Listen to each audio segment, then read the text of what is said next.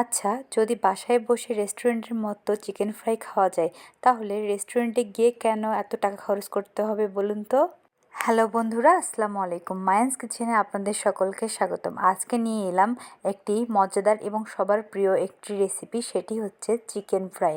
আজকে আমি আপনাদের দেখাবো কিভাবে ঘরে বসে এরকম ক্রিস্পি এবং মজাদার চিকেন ফ্রাই তৈরি করবেন। তো ভিডিওটা শুরু করা যাক। প্রথমে আমি একটি বাটিতে একটু বড় বড় সাইজের চিকেন নিয়েছি। সেখানে আমি 1 টেবিল চামচ পরিমাণ লবণ, তারপর 1 টেবিল চামচ পরিমাণ লাল মরিচের গুঁড়া এবং 1 টেবিল পরিমাণ মিক্স মশলা দিচ্ছি। এখানে জিরা গুঁড়া, গরম মশলা গুঁড়া, ধনে গুঁড়া এগুলো রয়েছে। তারপর 2 টেবিল চামচ সয়া সস দিলাম এবং 1 টেবিল চামচ এখানে টমেটো সস ইউজ করতেছি। তারপর 1 টেবিল চামচ আদা বাটা, 1 টেবিল চামচ রসুন বাটা দিয়ে নিলাম। তারপর এখানে আমি একটি ডিম ফেটিয়ে নিয়েছি, সেই ডিমটি দিয়ে নিলাম। তারপর সবগুলো উপকরণ খুব সুন্দরভাবে মেখে নিব।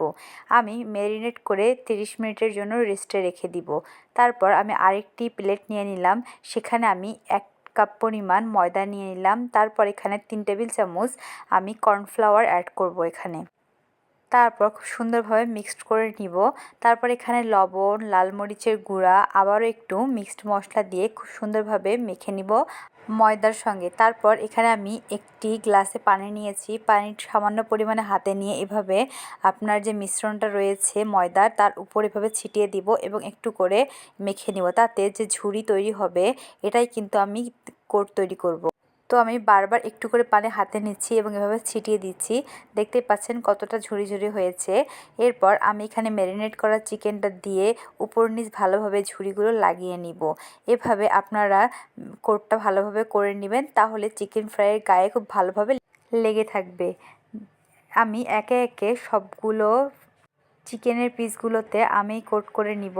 দেখতে পাচ্ছেন সবগুলো আমার খুব সুন্দরভাবে কোট করা হয়ে গেছে। এরপর আমি একটি পাতিল চুলায় বসিয়ে দিয়ে পরিমাণ মতো তেল দিয়ে, তেলটা যখন গরম হয়ে আসবে তখন আমি একে একে কোট করা চিকেনের পিসগুলো দিয়ে নিব। তেলটা খুব গরমে দিব না, মিডিয়াম হিটেই দিয়ে দিব। তারপর আমি অপর পাশটা হওয়ার জন্য অপেক্ষা করার পর যখন হয়ে যাবে তখন আমি চামচ দিয়ে উল্টিয়ে দিব। এখানে চুলার হিটটা একটু কম রাখবেন যেন ভেতর থেকে চিকেনটা সিদ্ধ হয়ে আসে। দেখতেই পাচ্ছেন আস্তে আস্তে বাদামি কালার আসছে। এভাবে আমি বারবার এপাশ ওপাশ করে উল্টে দেব। দেখতে পাচ্ছেন কতটা মুচমুচে হয়েছে। এ পর্যায়ে আমি যখন এরকম চিকেনের কালার আসবে তখন আমি প্লেটে সার্ভ করে নিব। দেখতেই পাচ্ছেন কালারটা কতটা সুন্দর এসেছে। আশা করি আমার রেসিপি ভালো লাগবে। এভাবে আপনারা ট্রাই করে দেখবেন, একদম রেস্টুরেন্টের মতোই খেতে হবে। আর দেখতে পাচ্ছেন কতটা মুচমুচে হয়েছে। আপনাদের হাতে নিয়ে আমি দেখাচ্ছি, একটু ভেঙে দেখাবো। আমার রেসিপি ভালো লাগলে অবশ্যই লাইক, কমেন্ট এবং শেয়ার করতে ভুলবেন না। যারা ফেসবুক থেকে দেখবেন তারা অবশ্যই একটি ফলো দেবেন এবং ইউটিউব থেকে দেখলে একটি করে সাবস্ক্রাইব করবেন।